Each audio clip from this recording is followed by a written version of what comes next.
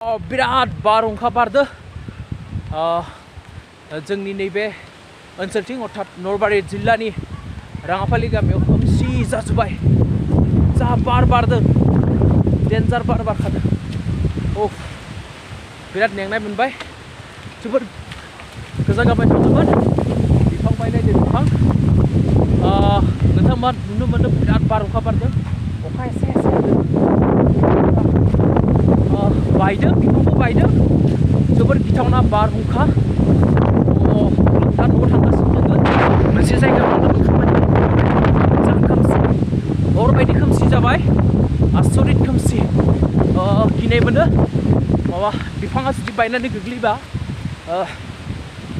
माबा मोनसे दुर्घटना जानो हायो आङो बिराद खोमसि गिनायबो मोनदों लामायाव रावबो गैया जा बार बारदों अखा हादों खोमसि बिराद खोमसि येस खारबाबो खारग'आखै न' मोनहैयाखै बिफां बायगासिनो दङ साइडथिं माबा कारनाव जुदि बायोब्ला बिराद प्रब्लेम जागोन येस न' मोनसिगोन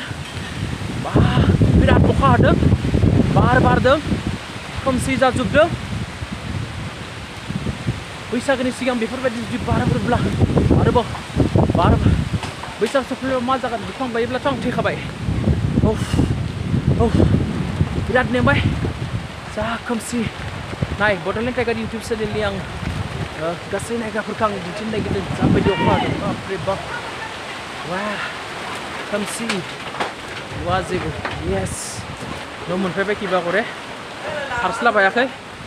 बापरे बाप बिराद नेदों बिराद नेबाय खारदों 2 किल'मिटार खारदों येस